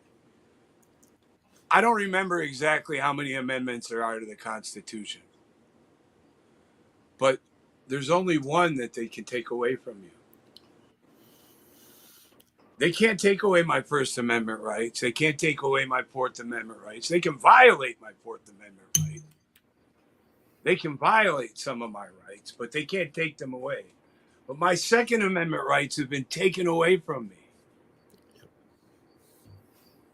As a felon, the right to bear arms is refused in the state of Michigan. Anywhere. Honestly, anybody who smokes weed has a medical marijuana card, for instance. We've all technically none of us are allowed to have guns. That's a federal issue on a question on a form. If they want to make that argument, they can. They seem not to. The problem I have is I no longer have the right to defend my family. I no longer have the same rights as other people. And I'm shocked that was somehow allowed. You're still paying for your crime. Yeah, Adam, you can always train as a ninja. I mean, there's still time. I am a ninja. You are a ninja. Okay. But it just amazes me that it's just wrong. It's just wrong. Hey, speaking of Medical Marijuana Magazine, we wrote a letter to the National Rifle Association asking them why they wouldn't pursue gun rights for medical marijuana patients, and it was a 2-episode drama, and they simply refused to respond to us. Wouldn't respond to us by telephone, by email. Remember that. You couldn't get through to them. Wayne LaPierre and the rest of them simply would not answer the question of why they tolerated the loss of Second Amendment rights for so many marijuana users across the United States. No, I'd love to see that be a public campaign. Pressure the NRA to take it. Yeah, on. that was weird. I do kind of remember that. A lot of people are, this community is diverse. A lot of people are into guns and gun rights and not wanting to be fucked like Adam is right now. And the biggest hippie I know has more guns than any gun store I've ever been in. Okay? It's amazing. Yeah. I'm dying for one right all I want to do is fire a gun again in my life. That's all I want to do. I mean, I miss it. Adam, international waters, my man. It's Bobby against, Blackthorn to take you out in the boat. it is against the law for me as an American citizen to own, possess, or fire a weapon. Oh, that's terrible. No matter where you are? No matter where I'm at, yes. Wow. Yeah, you're still Random bound by right U.S. law when you leave the country. You're an American citizen. Well, I don't know. I remember. I've investigated this. Trust me. I'm sure you have. I remember somebody very famously went out into international water so they could smoke cannabis and not get in trouble for it, and then report back on. I cannot recall the famous person's name, but it was just under the concept that once you're out there, then everything goes. I just find it interesting that they allow these certain things. That certain things seem to be allowed, and when it comes to cannabis, they're allowing all kinds of certain things. So I know from posting earlier and some conversation with Mike that he just I think in the last day or so learned about the Michigan State Police lab inadequate processes leading to unreliable results for 20 plus years now. And he made a post about it and said, "Hey, what the fuck's going on with this?" And he tagged a few of us in it. And Unbelievable. Yeah, and I tried to unpack it for him, and especially like the bizarre, what seems to be kind of arbitrary date of determining, when to start counting the cases that were affected. There's 3,000 since then, so they admit to that, right off the bat. So those are there, but man, that should go back much further. That doesn't make any sense whatsoever. Unbelievable. Yeah, we need to be talking to our state legislators. We need to be talking to our prosecutors. We need to be talking to Dana Nessel, the governor even, and making sure they expedite all of this. Whatever cases have been convicted under false tests. I mean, we've got they've admitted their tests aren't reliable. So that means a lot of people should be getting their. They're trying to sugarcoat the impact of that, though. There was an internal memo, it was addressed to, I think, fellow justice something or other. Here, let me see if I should be correct about it. Your fellow justice warriors. When I say it, I don't think they got that weird. No. Criminal justice partners. Same difference. So to this, they had just conferred with the Prosecutors Association and then came out with this statement in order to offer like further explanation on what was going on. So while I say it sugarcoats stuff, it still admits a lot of heinous shit. That has large implications. And Leslie here is saying that it needs an independent investigation. I absolutely agree with that. And Leslie is a scientist, so she has a background on what the issue is here. How far reaching this really is. It needs to be looked into. They say this particular date was the date that CBD became legal in Michigan. That's not true. Well, not true for everybody. You know what I think, Jamie? I think that that letter, the actual audience of that letter was the public, and that was them taking the most defensive position they could take. Public relations move. Yeah, it was a public relations move. They knew they were getting called out, and that was their. We're going to try to downplay this, make it seem like it's not a big deal, and that was their move, and it's our move. But what's such an easy thing to expose? A date that doesn't have a basis. I mean, there was a guidance, which was called guidance, an issuance from the state to offer information called Guidance on Industrial Hemp and CBD in Michigan. That's what happened on that date. March of 2019 is the date we're referring to. March 28th, 2019. That's what happened on that date. Lots of things happened before that could have gotten people caught up in being subject to being, prosecuted using this bad evidence. Let me just catch up our audience for those people who aren't familiar. In a nutshell, Michigan State Police just last week or 2 weeks ago revealed that for 20 years they've been using a test in order to determine whether or not THC exists in the bloodstream, a test whose reagents seem to falsely trigger a THC positive when only CBD is present. And they admitted that not to the general public, but just to the Prosecuting Attorneys Association. So instead of saying going back 20 years, we've been doing this wrong, because CBD has literally been available to the public for 20 years, not just since 2019. They've tried to minimize the damage by trying to say, as Jamie mentioned, that they're only responsible for the last 3 years, and that everybody that was falsely positive in all of the 17 years before that were really bad people, and they were breaking the law anyway, because CBD wasn't allowed in the system at that point. For criminals. Yep. Yeah. And CBD water, by the way, available at Kroger in your local grocery store. Hemp or foods your that have those chain. molecules in them, likely. Yep. And I don't know about a case in Michigan, but I remember speaking to like Jeff and some others at the, Camorran Law about how they're familiar with there being, false positives because of hemp-based foods or nutritional supplements or whatever. Oh yeah, I've used hemp So- protein powder. I've had hemp seeds that I put in my cereal. Like, yeah, all that. Yep. CBD has been food additive, whether it's regulated by the FDA or not. CBD's been added to food for a very long time.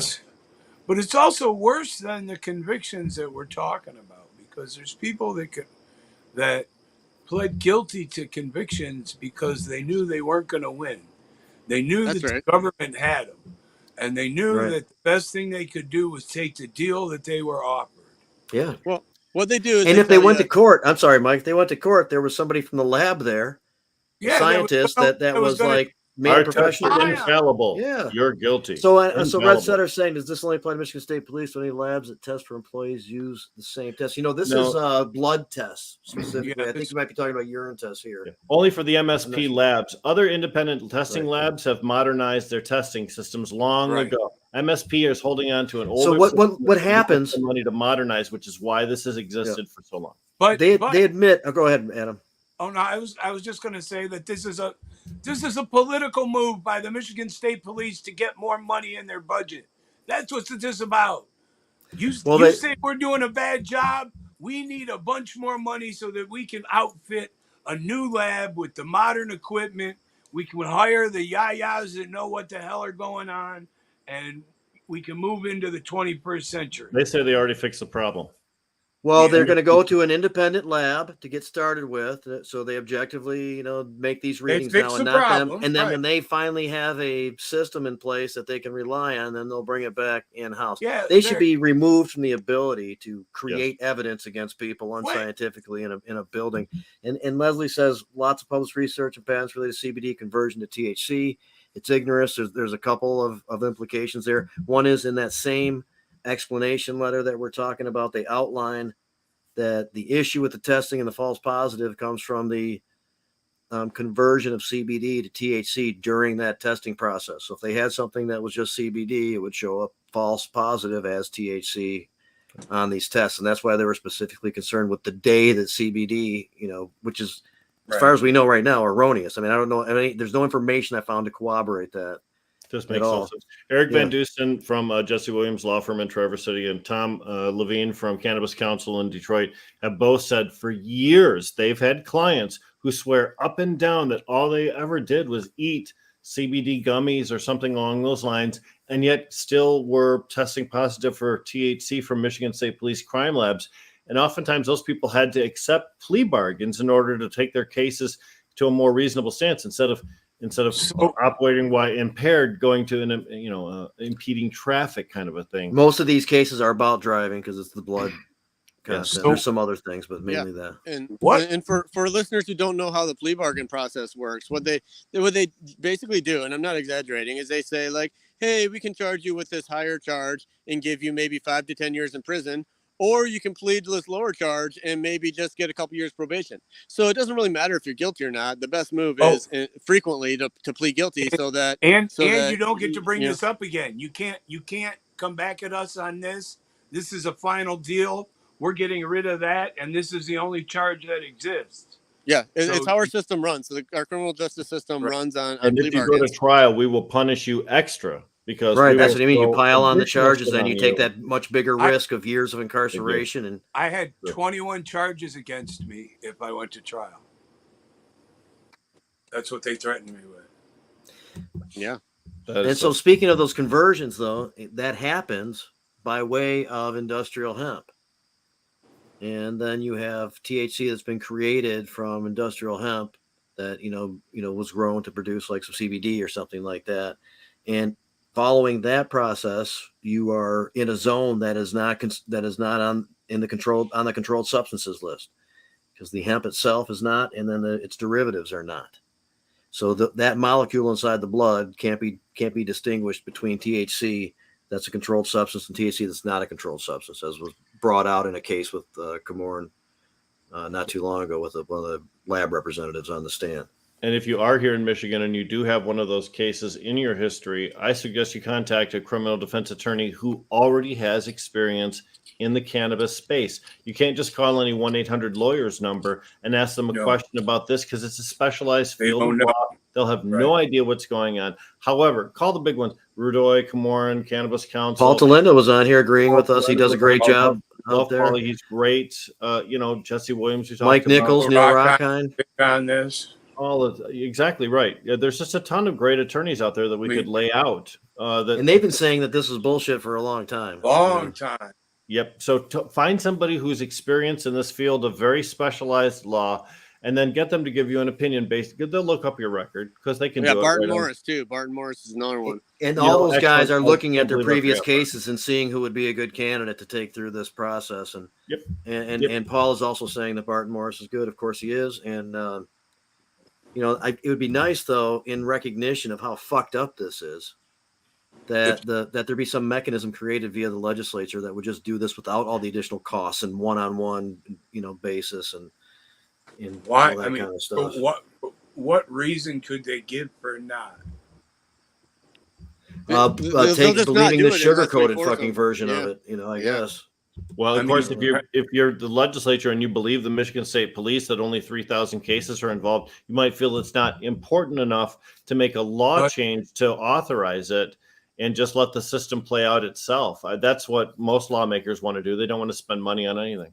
And not very many people are incarcerated. There are a few. They're usually with vehicular homicide attached and stuff like that, but they should get out. But all these other attached issues, the records, the fines, the probation, all that stuff should go away too. Go ahead, Adam. There's just I've lost it. Sorry. I'm sorry, man. I was interjecting and throwing. No, you did good. Your frame of mind, but I'll get back there. So anyway, there's a problem there, man, and I don't like the idea of the police kind of like believing that they can like admit to doing some shit. And like, let's just take care of that and then move on with their lives as if, whoops, got to fix this mistake. Mike, you want to get in? Yeah, just I have to get going. Actually, I'm overdue to be somewhere else, but I wanted to mention real quick that one of the things we need to be looking into, and there should be an independent investigation, like somebody said earlier. And one of the things that needs to be investigated is how long have the authorities known about this, and how long have they been using bad evidence? How long have they been on the stand having their people lie to incarcerate people? How long have they? Because that's a crime. That's a crime, and honestly, they should be prosecuted. Where's the memo that mentions it? That's right. We caught the last son of a bitch. This isn't the only fucking thing they've done. It's like there's enough going on that they don't deserve to have a lab where they can get away with this fucking bullshit. Yeah, well, people need to be held accountable. It seems very contradictory to let the police just take lag results when they're so in bed with the Prosecuting Attorneys Association. They gave them a private release of this particular info before they released it to the general public. Prosecuting attorneys were associated with that previous scandal regarding the Michigan State Police Crime Lab reporting as potentially synthetic the results from THC concentrate testing, which allowed prosecutors to give an additional charge, a very serious charge to caregivers and patients in the state of Michigan all across. So, which was still bullshit, because they said, since we don't know, it didn't come from a biological plant, that we have to charge you for the synthetic thing, which is, of course, if you don't know, you shouldn't really be able to make a determination enough to charge somebody, which is what we're saying about the THC right now. At this point, with all of the dearth of testing labs that we have around the state, that job is better shuttled to more consistently monitored labs that have to meet a state accreditation or national accreditation because of the Michigan State Police Crime Lab. Clearly, that methodology could not have been accredited. It couldn't. If this is a known issue with the CBD being converted into THC by the reagents, how do they pass certification so many times over the last 20 years? Yeah. And Eric Van Dusen, I don't know if I'm pronouncing that right, but he Dusen. is the Van Dusen. He's the person whose Medium blog I read about this on, and it really seems like he did the digging that maybe forced them to come out and admit this. It felt like his report was maybe what caused them to go public, because he asked them point blank. He said, "Can I FOIA more information about this?" And the guy he's interviewing, I forget who it is, he literally said, with the Michigan State Police Department, he said there are no written records as of now. So far, only things have been communicated verbally. Now, what the fuck is that? Right? Yep. That means That's they were caught with their conceal. pants down. That means they got caught with their pants down. And so the fact that they have scrambled and a week later come out with their official statement, shows you something. Shows you that Eric did something. He's doing something right. So the police won't say, by the way, what scientific revelation or which individual court case caused them to realize that what we've been saying all these years is actually true. And we have been saying it. Camoran's been saying it. Rockine's been saying it. Talenda's been saying it. On the west side of the state, Dan Grove's been saying it. Yeah, there's Mike Nichols. Oh, for sure, Mike. Yeah, there's so many different people. And again, Barton, too. Let's not forget him. There's so many different people that have been saying this in courts. It would be curious to me to see which piece of evidence finally tricked over their meter.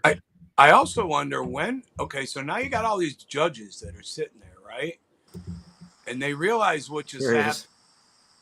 And these judges realize that, we've been being lied to about a whole bunch of shit for a long time. And now you say you saw a bag of marijuana, so you asked to search your car and you found more. Well, explain yourself a little better. Mm-hmm. I think things may change a little bit as these judges are figuring out that these cops are not being as square as they should be. I remember David Rudoy talking about how he's trying to tell the judges that these guys are full of shit. They just, they keep on teaching each other ways of skirting around, Right. I used to tell a story about Detroit and how Detroit used to be this city of all old white cops. And then Mayor Coleman Young came to Detroit and he said, "I'm going to make it look like me and my people." And he started hiring young black men to be police officers. The only problem was those young black men were being trained by old white guys on how to be police officers. The race didn't matter. So in the 70s and 80s, you had Detroit police officers who, while they may have been black in color, were treating people like old white cops did. And it's that thought process that things are too much alike. Things are being educated by somebody without moving forward. I mean, we've moved forward on every aspect of this. Why are we not moving forward on this part? Right. Hey, Mike, you said you had to leave, man. Yeah. But you came back on. Any last words here before you Yeah, guys I split? just want to sign out, remind everybody we are doing an event on the 16th for the Michael Thompson Clemency Project at the Vehicle City Social Club. Hope people can make it. Hope you guys can make it. It's gonna be important, and a lot of good things are gonna happen there. So thank you so much, Jamie, for inviting me on. Rick, Mr. Hashbash, awesomeness. This is a great show. Thanks a lot, man. And Have a hope great a lot one, of people Mike. show up and contribute on the 16th.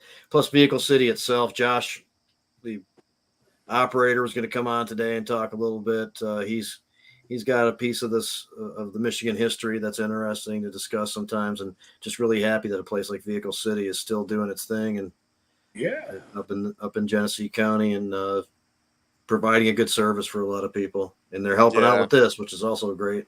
Yeah, if people haven't been out there yet, any patients who can head that way, it's worth it just for the club itself. Yeah. Oh, yeah. All right. Be well, you guys. Thank you. Thanks a lot, man. Yeah. So, yeah, some people are just picking up on this. And there was somebody on that post I was talking about that couldn't understand the concept of how this test was really fucked shit up for so long. Just like was in the zone of believing that there was problems here, but just like would not accept the idea that there's a conversion of the molecule, that there, these different things that were the problem admitted to by the police. So even though that information, is out there and we're trying to get it to people to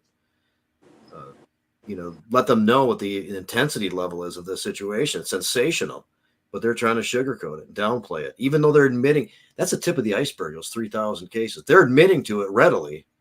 That concerns me about what they're defending, which is obviously that's a defensive posture, as was brought up. Earlier. Well, imagine if they admitted 20 years. Now we've got 1,000 cases a year for the last 3 years is essentially what they did from August 2022 to March 2019. Yeah. That's an oversimplification, but just for round numbers. Yeah, well, they certainly admitted there's a problem with the testing for 20 years. So why are those cases?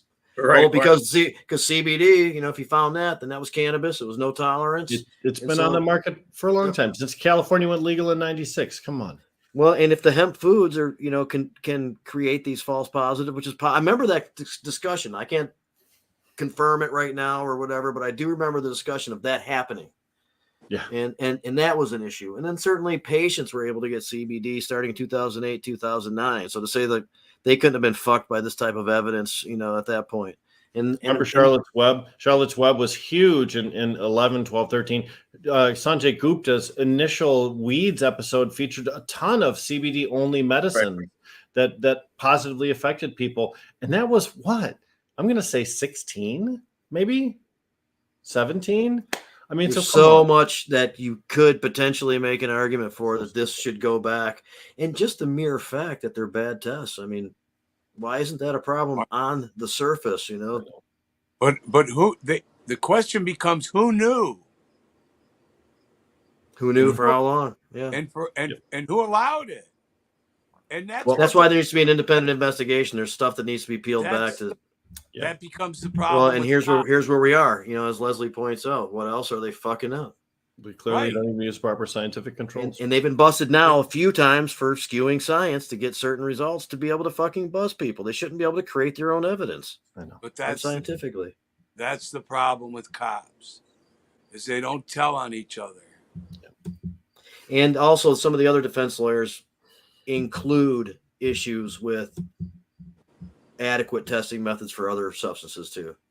Judges, the problem's probably a lot bigger. Judges have been listening to criminal defense attorneys say, but Your Honor, my client only used CBD gummies. Your Honor, my client only used hemp-based products. Your Honor, and the judges continue to say, nope, I believe the lab. Nope, I believe the lab.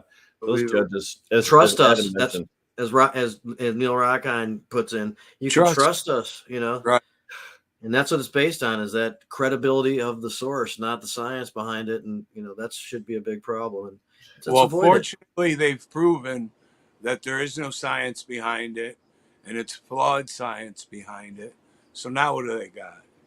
Because I don't think they can fix it. 20 years of unreliable results. And that should be more meaningful than going back to March 28th, 2019. So 3 years is sweeping most of it under the rug and accepting a little bit of responsibility instead of we need a Karen Soakwood. Richard Farr mentioned something about a judge who was busted for CBD, busted for THC, even though he'd only ever used CBD. I would love to see that judge use the legal system that he knows so well in order to seek some kind of retribution, compensation, some sort of reckoning from the Michigan State Police for this egregious error. Again, how do you pass certification year after year after year if this is a known issue with that particular reagent, that it triggers this action? There has to be a consequence for the people who willfully close their eyes to this, because clearly, we just noticed it. That is an important question. And we still don't know what prompted this to come out. Yep. Exactly. And we know that there was that case with Cameron and some other pressures that might be around, but we still don't know the real answer yet. Well, here's, I think, the problem. And we are running late, man. So make some final words here, if you don't mind, Adam. I think the problem is when you commit a crime, you lose your immunity. And a lot of these people are afraid of that. They should be. This is so sensational, man. They don't want to think about how far-reaching this could possibly be. They should. Right. They could have millions and millions of dollars and They will be soon. compensation they have to pay. There'll be some stuff. I would like to see the legislature step in and as with a sense of urgency and help people who have been fucked over so long. Yep. Automatic expungement. Yep. But anyway, Rick, if you don't mind wrapping us up, and then we'll be back next week. Boy, we learned about some very incredible issues. We just talked about the MSP Crime Lab. We talked about the issue with veterans and the award of $40 million. Talked about difficulties in retail world and how potential technology could solve some of those situations. I think it's true to say that there are some issues like how to pay for your cannabis that are easier solved than other issues like compensating or identifying all the people potentially hurt by this scandal we just discussed. So the fact is, there's so many reasons for us to maintain our advocacy. You have to maintain that role. You have to stay involved, be educated. Programs like this and the others that we all appear on, you have to stay involved. And we need you. We need you now as much as we needed you in 2018. And man, remember how we begged you? We begged you for your vote? Well, we're still begging. We need your help. Don't give up. That's my message. Don't give up. Good deal, everybody. Oh. Jazz Cabbage Cafe. We'll be back around next week. Thanks a lot. See ya. Fight the power.